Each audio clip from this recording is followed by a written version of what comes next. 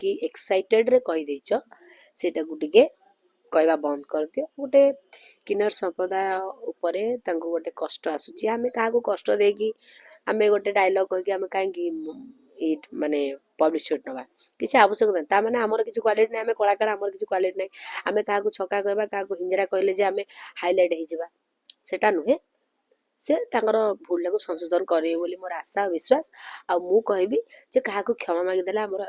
आमे छोट होई जबानी से माने होचनी क्लिवनिंग शिव आ पार्वती तेणु तांको जदि आम द्वारा भूल होइछि आमे तांको क्षमा ଆପଣ ଏଇ मागी ସବୁ ଭାଷା ଗୁଡିକ କାହାକୁ ଆକ୍ଷେପ କରିକିନି ଲେଖକ ଲେଖିଲା ବେଳକୁ କେମିତି ना लेखक एगुड़ाक लिखंदिनी मु एबे रानी पन्ना मु एले मो लेडी गैंगस्टर रे मु डायलॉग कहूची बाळ उपाड़ी देबी बाळ एमिति कर देबी कोन सेउडा कोन राइटर लिखछन्ती आमे सेडा गोटे एक्स्ट्रा कहि दउ लोक मानको मनोरंजन करे हसिया गु आमे गोटे एमिति मजार कहि दउ मसला टिके मार दउ किनु राइटर काई उडा लिखिबे ना डायरेक्टर कोन तमे उडा को बोली की कथा एडा मिछ कथा सब कलाकार डायरेक्टर केबे कहन कहबनी कि राइटर कहबनी तमे एमिति को हां किछ किछ जगह रे भी लेखा हुए दिए तो बोध ଲେଖକ ଲେଖନ୍ତିନି ବୋଲି କଣ ସେ ଯାହା ନାହିଁ ତାହା ଷ୍ଟେଜ ଉପରେ କହିବେ ଶହ ଶହ ଲୋକ सेटा तो भूल कथा सेटा तो भूल कथा काहाको आक्षेप करी कहबानी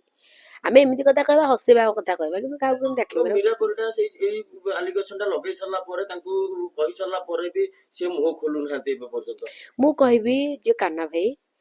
ଯଦି ତୁମ ଦ୍ୱାରା କିଛି ଅଜାଣତରେ ଭୁଲ ହେଇଛି କି ତମେ ଏକ୍ସାଇଟେଡ କିଛି କହିଦେଇଛ ତାଙ୍କୁ କ୍ଷମା ମାଗିଲେ ଭଲ ହବ ଟିକେ ଗର୍ବ ରହୁଛି କି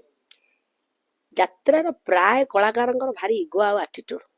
ସେଇଟା ଯୋଉ ଦିନ ଯିବ ତାଙ୍କୁ ସମସ୍ତେ ଆହୁରି ସମ୍ମାନ କରିବେ କାହିଁକି କଣ ନୂଆ କଳାକାର ନାହାନ୍ତି କାହିଁକିର ଉତ୍ତର ଆମେ ଖୋଜିଲେ ତ ଅନେକ ଆମକୁ ମିଳିବ କିନ୍ତୁ ଆମେ ଏତେ ଆଡକୁ ଯିବା ନାହିଁ ଆପଣ କେମିତିକା ବୁଝେଇଲେ ମୀରା ମାଙ୍କୁ ଦେଖନ୍ତୁ ଆପଣ ଜାଣିଥିବେ ଯେତେବେଳେ କାଳି ପୁରା ରାଗିକିରି ପୁରା ନିଆଁ ବାଣ ହେଇଯାନ୍ତି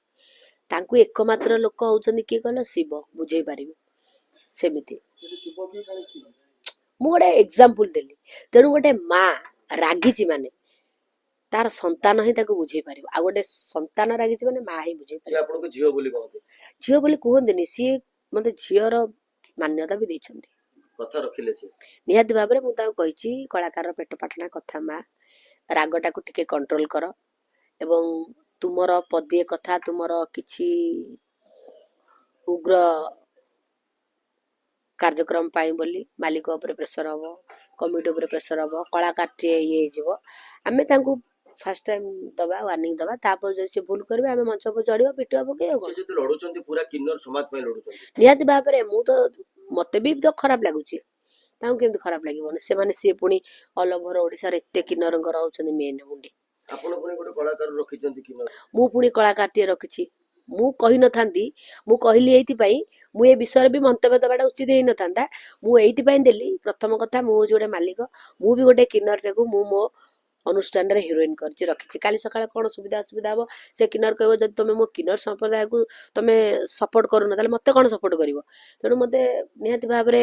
ସପୋର୍ଟ କରିବାଟା ଉଚିତ ବୋଲି ମୁଁ ମନେ କରୁଛି ମୀରା ମାଙ୍କ ସାଙ୍ଗରେ କଣ କଥାବାର୍ତ୍ତା ରହିଲା ନିହାତି ତ କଣ କଥାବାର୍ତ୍ତା ମୁଁ ତାଙ୍କୁ ଗୋଟେ ଯିବେନି ନାଇଁ ନାଇଁ ନାଇଁ